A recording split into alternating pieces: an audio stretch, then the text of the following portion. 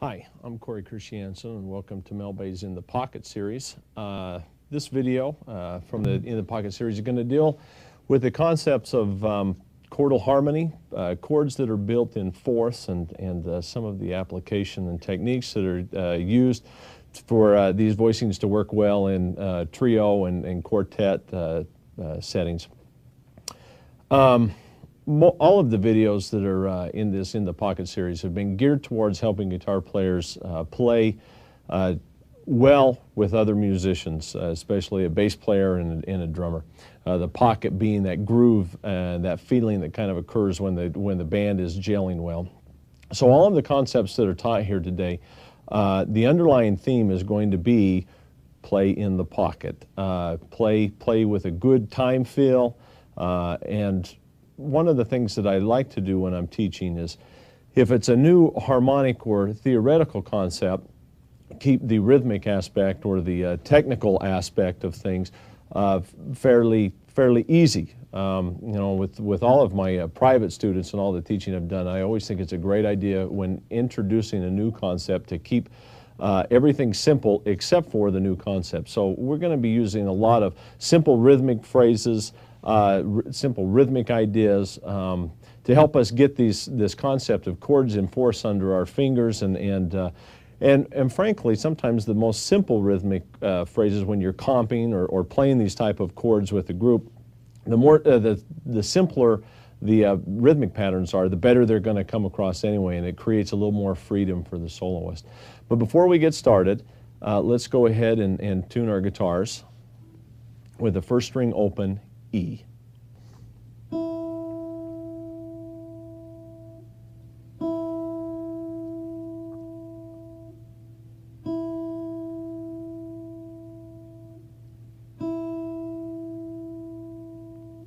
Second string open, B.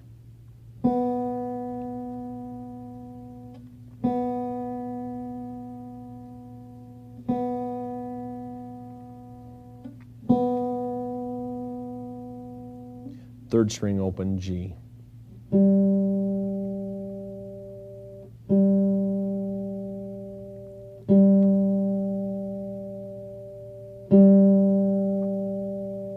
Fourth string open, D.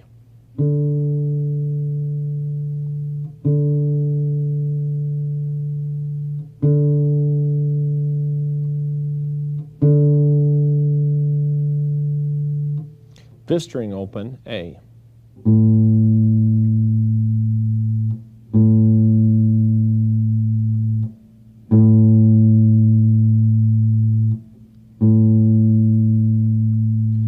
And sixth string open, E.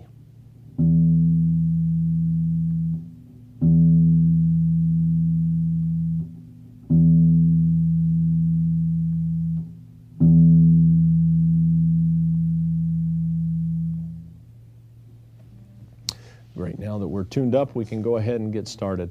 As I mentioned a little earlier, we're going to be talking about the concept of chords built in fourths. This is often referred to as chordal harmony.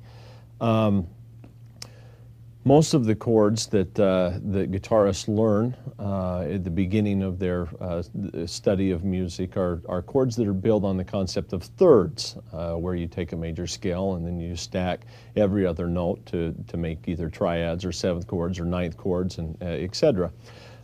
Like if, for example, a C major chord built from the C major scale would have the notes C, E, and G, and they would be arranged so that you could play a voicing, like built-in thirds. Taking that one step further, a seventh chord, major seventh chord, C, E, G, B. Taking it a little step further, ninth, C, E, G, B, D, and so on. So it's stacking every other note.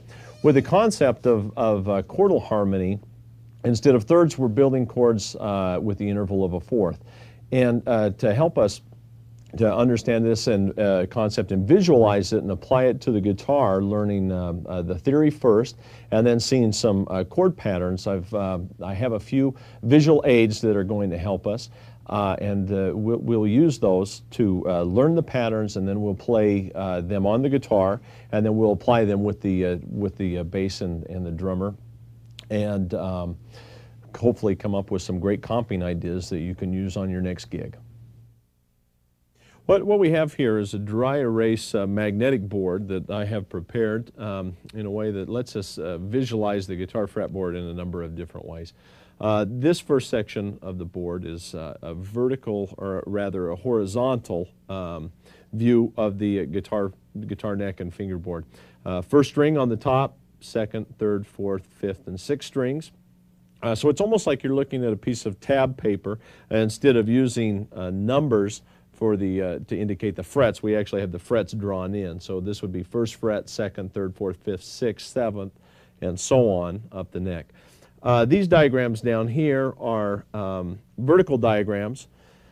So this would be string 1, 2, 3, 4, 5, and 6, both of these patterns. We also have prepared here some an area for writing in standard notation. If we get talking about some theory, and I'm so inclined, we might write out some stuff here. But mostly, what we're going to use is just this horizontal fretboard diagram. Now the magnetic pieces that I have here that are colored, when we put those on a string, that will indicate where your fingers are supposed to be played as we learn some of these voicings. Up here above, we have basically the theory behind chordal harmony laid out, and we'll talk about that a little bit more. The main thing is that what we want to do is learn the theory for this chordal harmony, get it into our heads, and then start to visualize it as chord patterns on the guitar. I mean, the real strength of the guitar is that once we learn the shape of something, we can move it basically into any key. The guitar is a great instrument for learning things in multiple keys, because I would say almost all of the patterns that we learn, especially those that don't utilize open strings, are movable patterns. Okay, so moving back up here to the top of the board, what I've done is I've written out in black the C major scale, the notes in the C major scale, C, D, E, F, G, A, and B. The reason that I've picked the key of C is because there's no sharps or flats, and it's going to be very easy for us to all visualize the natural notes on the fretboards from the open fret or first fret all the way up to the 12th fret, where things start over again. And also, we don't have to worry about any of the sharps or flats, or speaking with sharps or flats as we talk about the theory. So chordal harmony basically is just stacking every fourth note to create a chord. So in the case of C, and I have written these out below in blue, the notes that would be part of chordal harmony for each chord. So the first degree of the scale, which is C, the notes would be C, F, B, E, and A. Okay, second chord, D, G, C, F, and B. So you can see what I've done. We'll move back to C. C, F, B, 1, 2, 3, 4, 1, 2, 3, 4. If we were to continue on with this written out, 1, 2, 3, 4, and so on. That's how we figured these chords out. But really, they're very easy to see, and actually, once you get the first voicing figured out, it's very easy to move up the fretboard, because you just move to the next scale tone. And we'll talk a little bit about how to do that in just a moment. One of the beauties of chordal harmony, though, is that the chords are, I guess for lack of a better word, they're a little ambiguous. They don't really only function as one chord. All of these chords here used in chordal harmony have multiple functions, which means that they can be played in a lot of different situations. If the bass player is walking just over a C major chord, in theory, I can really play any one of these chordally voiced or fourth voiced chords. If you notice, of course I could play this. I mean, it has the lowest note as a C, C, F, B, E, and A. If we were to give that that chord a title based on what we know about harmony built-in thirds, well, we'd have a fourth, and then B is a major seventh. So far we have like a major seventh suspended chord. There's the third, and A is the 6th. So it's almost like a major 13 chord. It has that suspended sound on the in the inside of the voicing. Well, if we were to look over here, this D, even though this is the 2 chord, because it has a C in it, it could also function as some kind of C major chord and could be played over a C major bass line or a C major chord. We would have C, there's that 4th again, so we'd have some kind of suspension or 11 in there. B, which is the major 7th, G, so far I've got a 1, a major 7, a 4th, a 5th, and a 9th. So it's going to sound like an 11th chord, like a C11, if we were to give it a name based on our tertial harmony, or harmony built in thirds. Well, we see we still have a C down here. I've got a 5th here with the G, even though this is the lowest note in the chord is an E. We've got C, E, which is the 3rd, 5th, which is G, D, which is a 9th, and this A, which is the 6th. So what I have here, C major chord with a 6 and a 9, so it would be C6, 9, and so on. I mean, we could label all of these chords based on every degree of the scale, and in that way it becomes actually kind of a fun type of harmony to play around with, and it makes it suited perfect for playing modal tunes. If I have a tune that is based on the Dorian mode, let's say a D minor progression, or D minor 7, I could literally draw, because we know that the Dorian mode is based on the 2nd degree of a major scale, that every one of these chords I could use in some kind of comping pattern to play around that D minor 7 chord. Okay, let's go ahead and start to stack these chords here on this fretboard diagram. I'm going to, even though up here above this diagram I've listed 5 notes, so I'm only going to stack four notes at a time. So all I'll be doing here is C, F, B, and E. Now that gives me my first voicing, and really if you look at it, I mean, it's pretty close to a major 7 chord. I mean, there would be a C major 7 chord that we're all familiar with. The only thing that's really changing is I'm pushing that G down to the F. That's giving me a 4th voicing.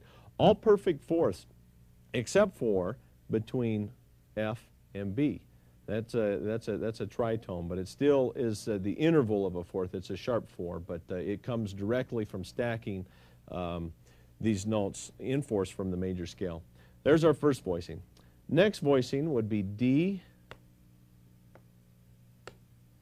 G, C, and F. And as I'm laying these magnets down, you should be fingering these at home and playing and getting used to this sound. Now the way I finger this, I just lay my first finger across this and I use fingers 2 and 3 here.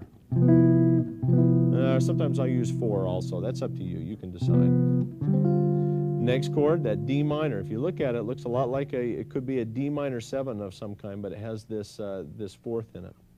Next chord, E, A, D, and G. Finger to this one, I just do a bar across, and my second finger here. Bar with one finger here. Same exact voicing. Just up 2 frets. 4th voicing, F to B, B to E, and E to A. Now that's the chord built on our 4th degree of the scale, has an F in the bottom. If you look at it, it looks very much like a F major 7 sharp 11. You know, there's F major 7 right there. It's just coming down a fret. Some people would also look at that and think, you know, they would see like a G, some kind of G9 or a G13 in there, or a G dominant of some kind. This is a great voicing, and as I said, you will find out as you delve more into the chordal harmony concept that many of these chords can function as other chords rather than just what's in the bass note. Okay, so this is our chord build on the 4th degree of the scale. Here we have G, C, F, and B. G, it's got that fourth in there. Major third, dominant seventh. It's kind of functioning, you know, just to the eye as some kind of a dominant seventh chord, but with a suspension in there. Next one, A, D, G.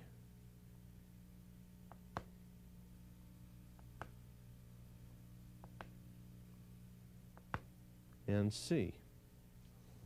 And finalizing the full octave here with B, E, A, and D. So here we go. I'm going to play these very slow. C in the bass, D in the bass, E in the bass, F in the bass, G in the bass, A in the bass, B in the bass. If I wanted to continue up, C. Now this is only one way of stacking them, okay? We could also move in a bunch of different directions. I mean, we could, you know, technically, I mean, we could have this chord. I'm just going to do this for purposes. I mean, there is the full range of the guitar using chords that are stacked in four. So I would have G, C, F, B, E, and A.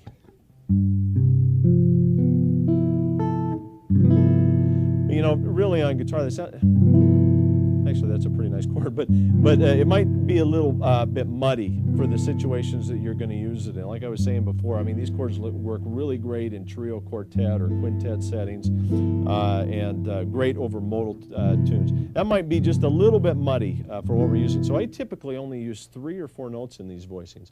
So what I could also do is, instead, you know, the voicing we had before was using C, F, B, and E here on the top.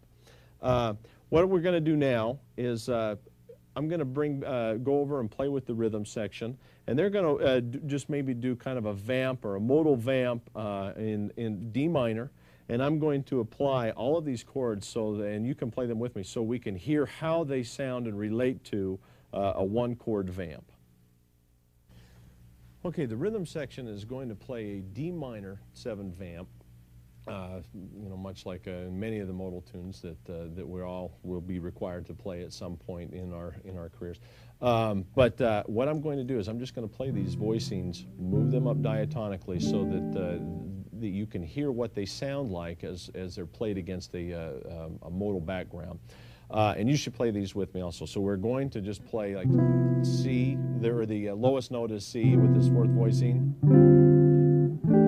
We'll do just whole notes, or half notes rather. Then we'll move back down.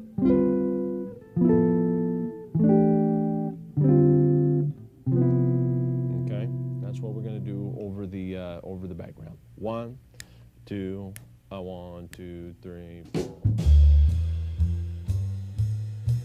Okay, here we go. We're going to start off with the lowest note of C and play.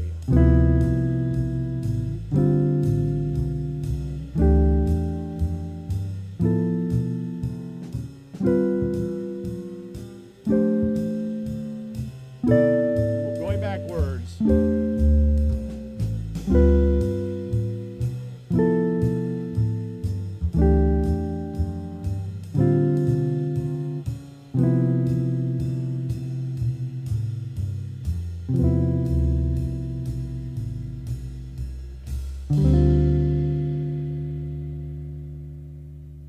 Okay.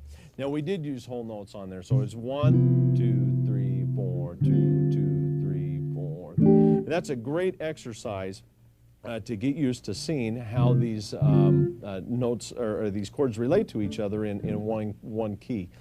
Now we're going to do the same thing over a G7 vamp. Now we know that D minor 7 and G7 come from the same scale, but even the modal vamp will sound different, but these chords will still work over this progression. So here we go, G7. 1, 2, A 1, 2, 3, 4. We'll let him get started. Here's our root. Okay, here we go with the chord.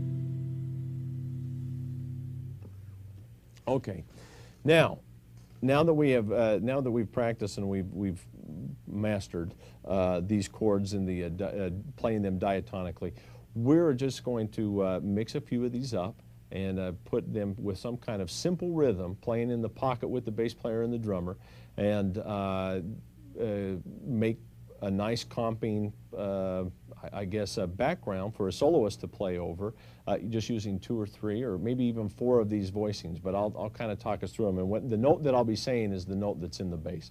So same thing for the rhythm section. They're going to be playing over G7, just the vamp, and we're going to be using, let's just use we'll use just a dotted quarter followed by an 8th rhythm. 1, 2, and 3, 4. 1, 2, and 3, 4.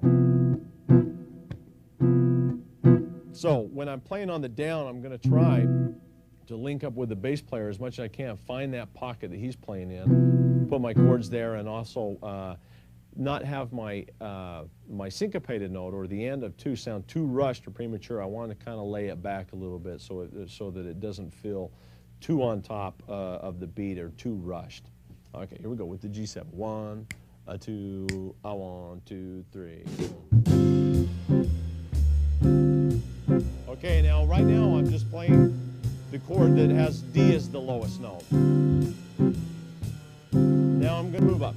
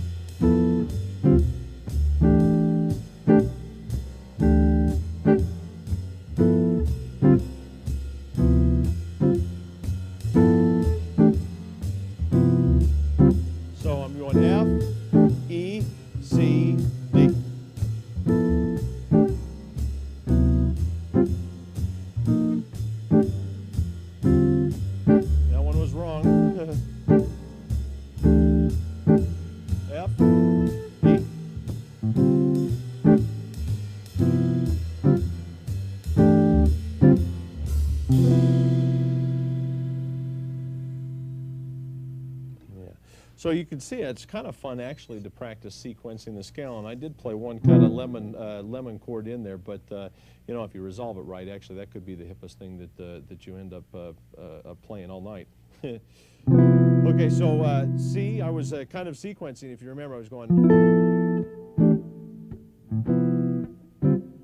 So I'm playing the F to the E, then I was coming back with the C to the D. Now that's just a really simple chord movement, but the melody, what the listener's going to hear, is a da-da, ba-da, ba-da, ba-da.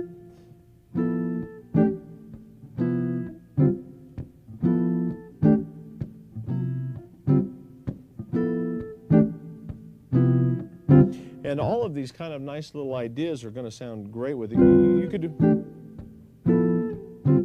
do it with any chord. As simple and mundane as that sounds, it really creates a nice background for a soloist to play over. I mean, it's almost you're doing the same kind of thing as what the horn section would be doing if they were riffing behind the soloist. Okay, we're going to now move along and go back over to the board and look at a couple different voicings, and then we'll come back and we'll do some more exercises with the group. All right, the next thing that we're going to do is we're going to take this bottom note, we're going to remove it. So it's no longer going to be a C here. We're not even going to play this string. And we're going to continue with these notes, not even playing the C, but F, B, E, and A. And if you look, really what that's going to give us is F, B, E, and A here, just voiced down a little bit lower. So this is the same sounding chord as we have actually right here. It's just another place to play it on the guitar. So we're going to do that with all of these voicings. This one is now G, C, F, and B. This is now A, D, G, and C. And we're going to continue this process all the way up.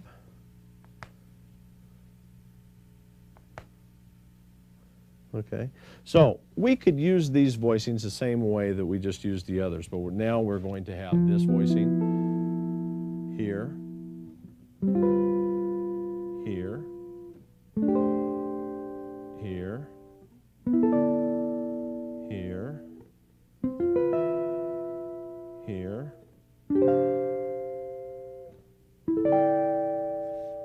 Now you may notice some of these look very familiar to us. I mean, we've seen these as like 6/9 chords. That kind of looks like a dominant 7th chord in a lot of ways that we have seen numerous times. So learn these voicings the same way that we practiced earlier. In fact, there's no substitute really for learning voicings on guitar than just playing them diatonically. Play them here, move up the neck.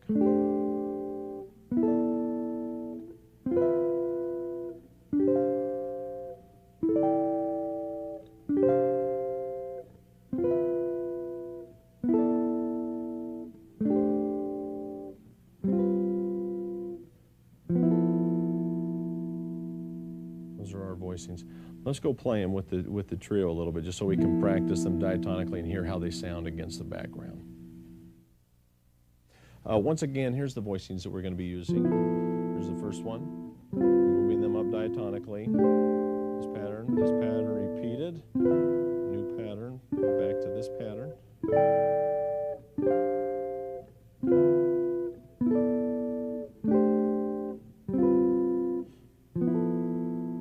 The rhythm that we're going to use is going to be this one. It's going to go 1, 2, 3, 4. So I'm going to play 1, 2, and 3. Okay, 1, 2, 3, and 4. I guess it's going to be 1, 2, 3, 4. And we'll just move them up and down diatonically. Okay, with a G7 background. 1, 2, 1, 2, 3, 4.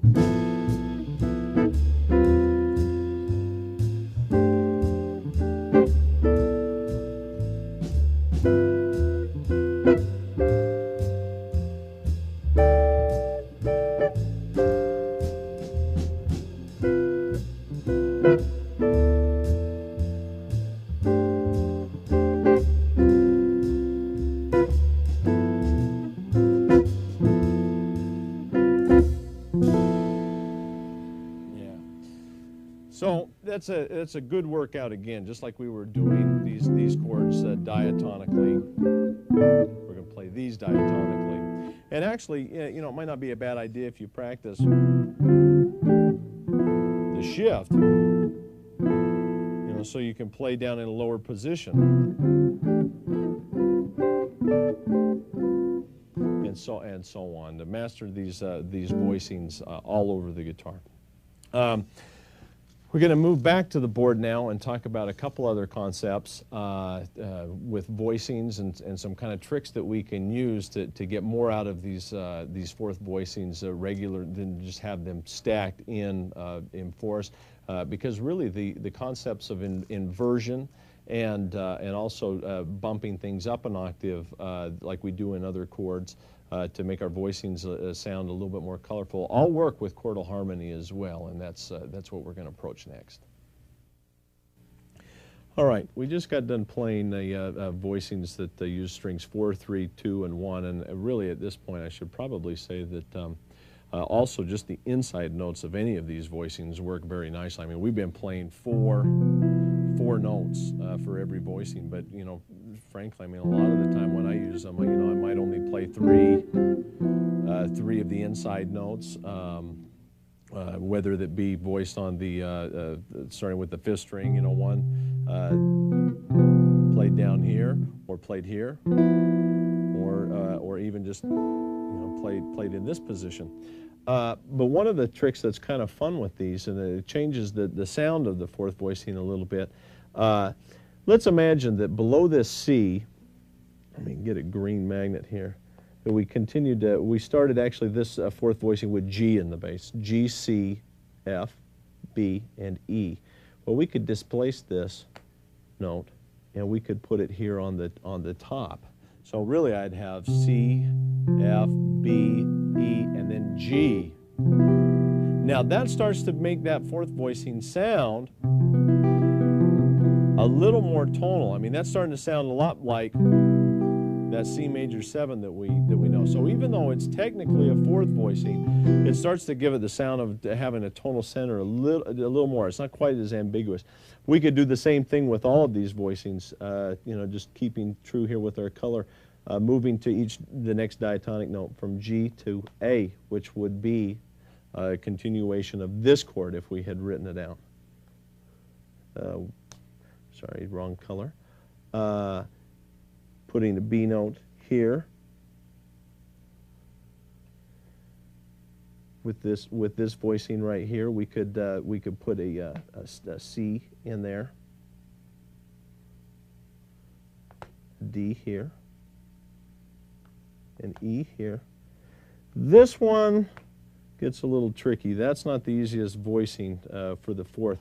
Now remember, what I'm doing here is I'm just imagining that this 1st string is really the note that would be on the 6th string if we were voicing these in 4th down low. I'm moving it up an octave. I'm transferring it from the 6th string to the 1st string up 2 octaves. Yeah. Now some of these voicings, they might not work all that well as far as fingering. This is the one that's kind of a barren, and to tell you the truth, I don't ever really use this particular voicing. The one where we have B, E, A, D, and F. I don't usually play that. If I want the F in there in that chord somehow, I'll probably leave out the B and not include this just for fingering reasons. But what we have here is this C chord, or rather the Quartal voicing, starting with C in the bass. So like minor, these are like major 7 suspended, D minor 7 suspended, E minor 7 suspended, F major 7 sharp 11.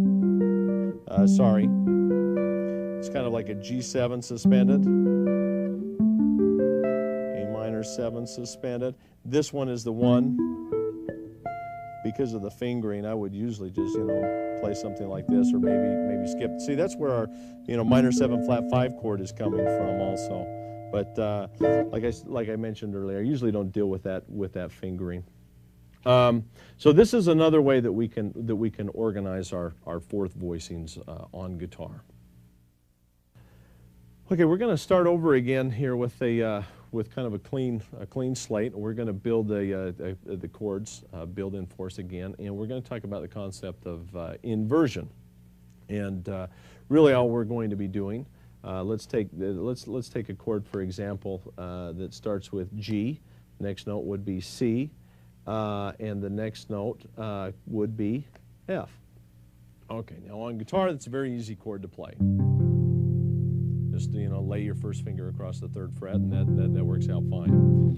But really, what we can do to create a little bit more interesting voicing with this is to take the note that's here on the 6th string, this G, and we can bump it up an octave. Now, what that's going to do in this particular position is make that an open string. So now, my voicings, instead of being pure 4th voicings, are C, F, and G. So I actually have a major 2nd in the voicing. So there's a little bit, it's kind of interesting too, because it's very dissonant. If those are alone, but you just have that one note that's down, I guess down a 5th or up a 4th, you end up with a very nice sounding chord when it's put together. If we were going to approach this with each of these chords, A, D, and G, I would just simply take the A and move it up. Now that looks like a little bit of a stretch, but it's really not that bad if you finger it with fingers 3, 4, and 1. And really, I guess the pleasure of hearing that chord is worth the stretch to me. I like this. So now we have this chord, this chord. Next chord voicing that we have, I'll actually use a different color, would have been B, E, and A. So I would just move that B up an octave and put it on the third string. So all these voicings that we're talking about right now are strings 5, 4, and 3.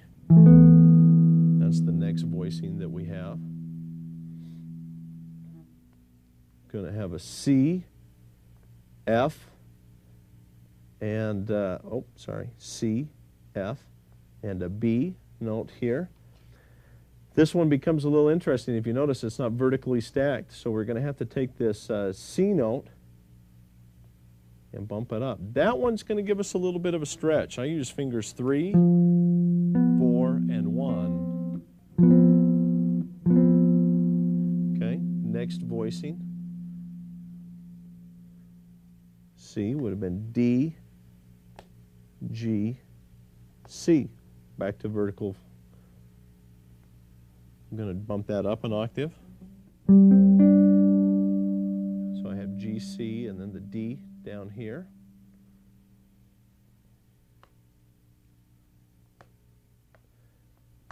Build the chord first in the closed position, I guess you could say. E, A, and D. Take that E, bump it up an octave. Gives us this voicing. Finally, the last one is F, B, and E. Going to take that F. I'm going to bump it up. Here's the biggest stretch that we're going to have with the fourth voicings, actually. I have B, E, F. Now, in this particular key, it's not so bad because our frets get skinnier as we move up. So it actually makes it more, it's possible to play this chord. It's as easy to play this chord as it was to play this chord down here. There are some other keys. Now remember, you're going to be working all of these ideas around 12, in all 12 keys. There will be some keys where, where this chord is going to, where it's going to present a bit of a problem. But to me, it's really worth the stretch. I mean, these are really nice sounding and unique sounding voicings.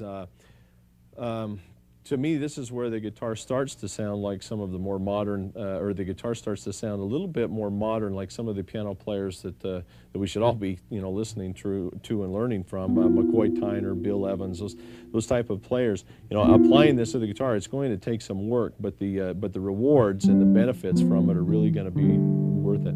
So just practicing these, we have this chord down here that now has C in the bass, D. Now we have it with the E, F, G in the bass, A. There's one with B, and starting over with B. Now the great thing about this, and we're not going to go into it with all of the chords, but we'll do it down here in just in the bottom position. Really, we could do this. Actually, we'll start here with this chord as if it was the D rooted. So we have D, G, and A. Okay. Now we could also start a chord here on the D, G, and C. And we could do the same. We could follow the same process, I guess, of transfer or inversion, whatever you want to call it. And we could play a voicing that would look like this. So we'd have G, C, and D. We used to have D, G, and C, but I'm bumping that D up an octave. Okay. Could do the same type of thing. We could start off here with a D, a G, C, and F chord, and I could bump up that G an octave. And I could continue this process for all of these positions and come up with these inverted chords.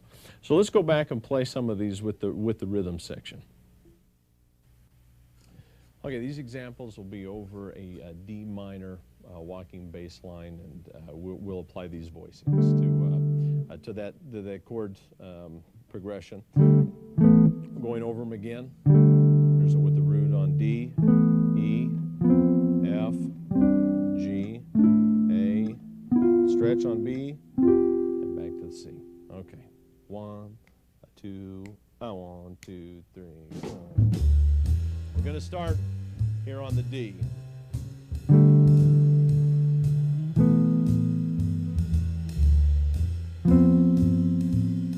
Back down. Here we go, D.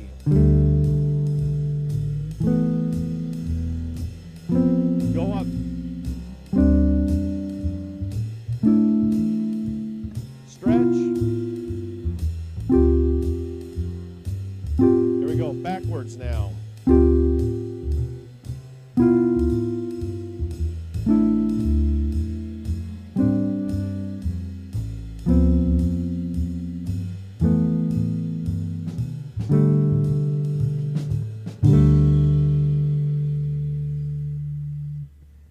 Now, while these exercises might seem kind of boring, really what they're doing is making sure that you understand and can visualize each of the chords in this using this concept and these principles. And it's your job to work them out in all 12 keys and see how they relate.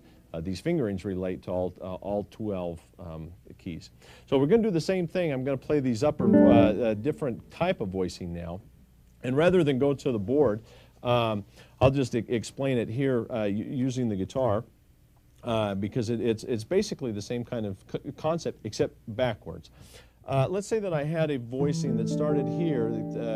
We know that this was our voicing that started here with the C, but if we move backwards a little bit, started fourth voicing using the C major scale, but we start on E, so it's E, A, D, and G.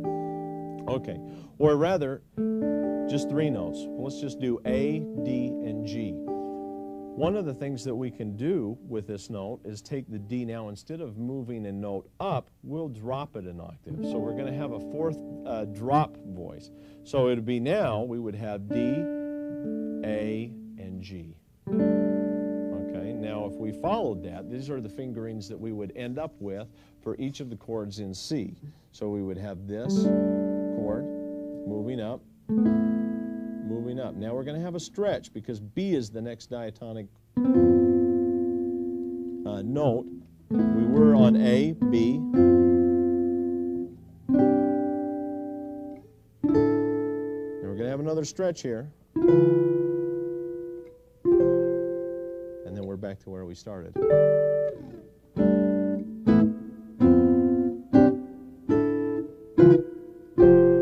So there's our voicings. Now, what's kind of interesting, when we did the inversion, or we raised a note an octave, we ended up with a cluster on the top 2 strings that we were playing. With this, we end up with the cluster down below. So another way that you could look at it is, we started off with this voicing. We bumped this up an octave, and we got this. If we take this and we bump it up yet another octave, we would get the same voicing. There's 2 ways of approaching these chords. Now, with some of these shapes, especially the 3-note shapes, you may have noticed that we really have 2 shapes that we deal with. We have this shape, which ends up being this. We have this shape, which ends up being the same. Then we end up with this shape, which ends up being with the stretch. This shape puts us back to here, same. And so on. So the beauty of the fourth voicings is we have a number of different shapes on guitar, or rather a number of chords in the key on the guitar that end up being very similar without much change. we've been applying all of these chords to modal situations. It's also very possible to apply these fourth voicings over progressions that might be like a 2-5-1, a standard progression that everybody needs to know inside and out. Over in jazz standards, where they appear constantly. And really what it would be up to you to do is to figure out some of these voicings that really work well together. Like I might start off with D minor. Let's say, first of all, the 2-5 in the key of C is D minor to G7. And then, you know, if it resolved, it would go to C major 7. We're just going to deal with the 2-5 for right now. But I might start off with just a fourth voicing with D minor. And then I might move down and play this C voicing, because to me, really what I'm visualizing, and many of you will already know this, I mean, I'm kind of seeing that G7 chord, but it just has this C instead of a B or a skip. Looks like a G13, and then I can resolve to a C major chord. So I'd be like D minor 7 sus, or the fourth voicing, 2, 3, 4, 2, 3, 4. And really just by adding that G in that chord, I get the sound of some kind of resolution. I could, you know, messing with this a little bit more, I could start off here with that D minor 7 for a 2-5. I could start here, then I could go down to the C major 7. So here I was playing a fourth voicing like this. Now I'm going to let this note carry me down. This chord is functioning as that G7 chord again to C. So I'll do that again slow for you. 1.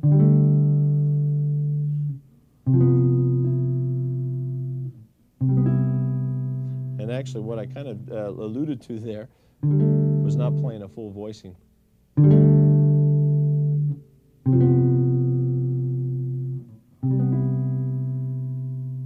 Now see, if you had a bass player that was playing a 2-5, you know, a long 2-5, just key of C, so D minor to G7 to C.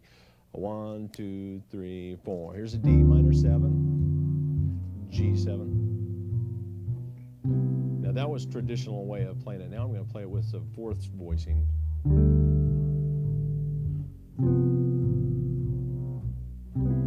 I'll end up on the C major 7 chord if I want. Here's another one, D minor 7.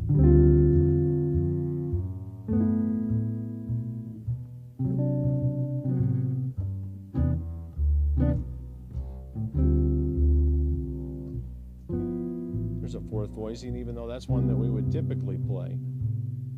Here we try another one, and we'll go up higher.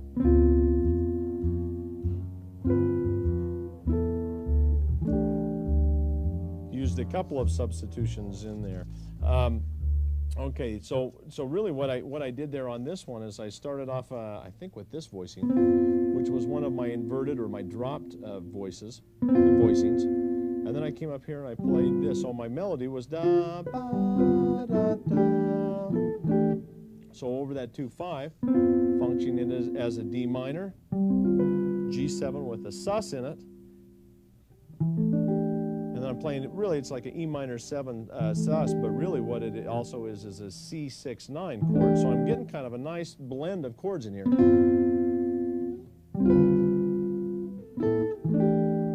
Let's try that one again with the bass. 1, 2, 3, 4.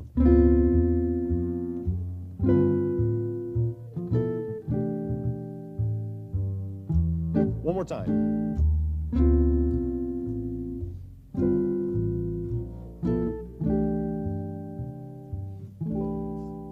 I could do my little trick if you notice there. That time I put the B on the top. Well, that's coming out of the fourth voicing also. I mean, the possibilities with the Quartal harmony is really, I mean, it's just fantastic. It's so much fun because these chords function. They have so much multifunction is really what I should say, is that organizing them, it can just be a riot. The more you start to alter your chords too, I mean, you might use a fourth voicing, let's say a D minor 7, and then look and say, okay, well, what, you know, the seventh chord is maybe the most altered and colored chord in jazz. how could I use my fourth voicing to lead into a highly altered G7 chord and resolve to a C major 7? Well, I mean, for example, we could take this. We could take that D minor 7 chord, and if I just move everything up, I end up with a really fantastic G7 chord. Really, it ends up being a sharp 5, D sharp, flat 9, A flat, C sharp, which is the sharp 11, and the 7th in there. So I have this. And then I'm going to carry that motion up and play that C 6 9 again. So let's hear what that one sounds like with just the bass. 1, 2, 3, 4. Carrying it up even further. Now that's a nice sounding 2-5. All we utilized was fourth voicing and altered dominant voicing, carried through to that C major 7. Even though we're not playing C in the root, it still implies C major 7 or C 6 9 is really what the chord is. Here's another one that we could try that'll move backwards. D minor 7 sus. That's going to be a G with a flat 5 and an 11 and the dominant 7 in it. And then maybe I will play that fourth voice, and so it's like C major 11. Let's try that one. Hear how that one sounds with bass. 1, 2, 3, 4.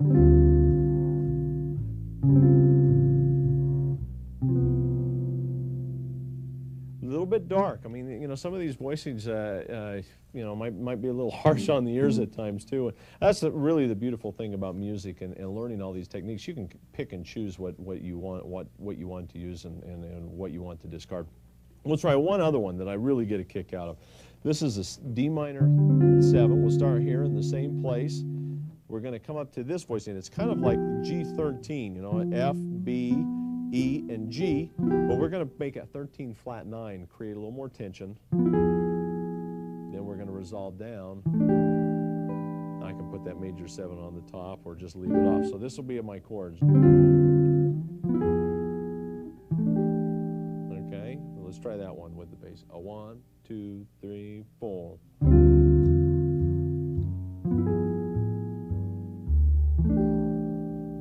Putting something like that in the pocket with the drummer and the bass player.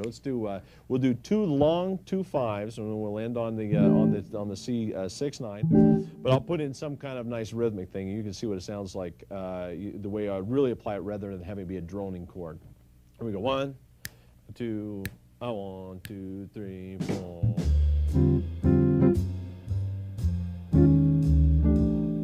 That was the first one that we played. I'll do it one more time.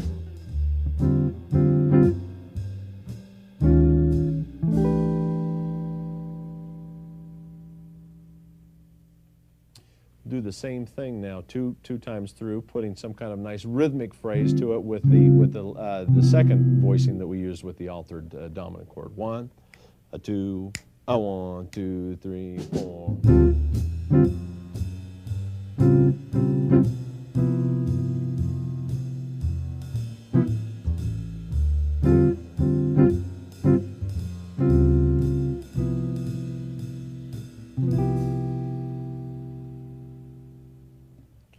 And finally, that G13 flat 9 that we played, coming from the same D minor 7 sus chord. 1, 2, 1, 2, 3, 4.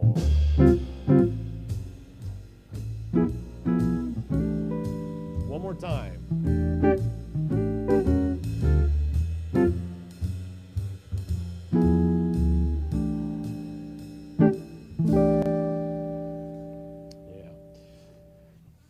So really, I mean, it's kind of the same type of thing that you may have found with chords built in thirds or tertial harmony, is that you think, oh my gosh, the possibilities are almost limitless. Well, yes, I mean, they really are. I mean, this chord right here, we went 3 different directions.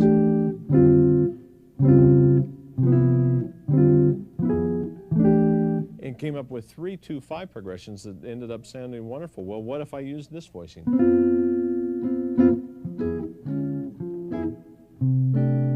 I mean, boy, you could play with this all day. What I'm really hoping that this video has done is explain the concept of chordal harmony enough to you, at least as it's applied to the major scale. I've explained it well enough that you will be motivated to figure out these voicings, master them, be able to visualize them on the guitar in all 12 keys, in all of the positions. Now, this is not an easy undertaking. I mean, really what you've got in this hour video is enough material to practice for quite some time. These are concepts that me and many of my colleagues who are great players are still working on and still finding possibilities. I'm not sure you ever really truly master or climb the top of the mountain when it comes to harmony. There's always something else to learn and something else to apply.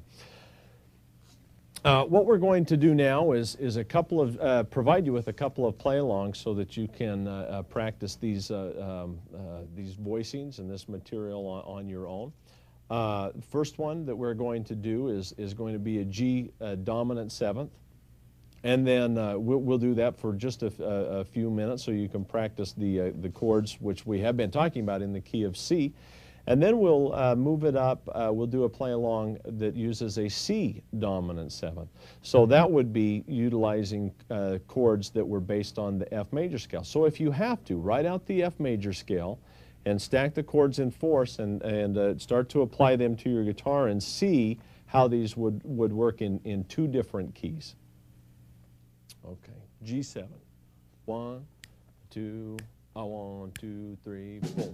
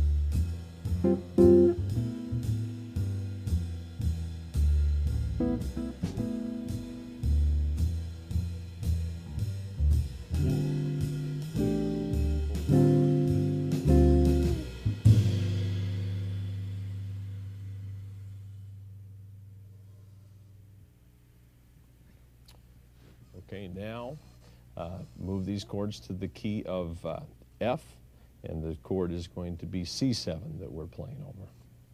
Ready? 1, 2, 1, 2, 3, 4.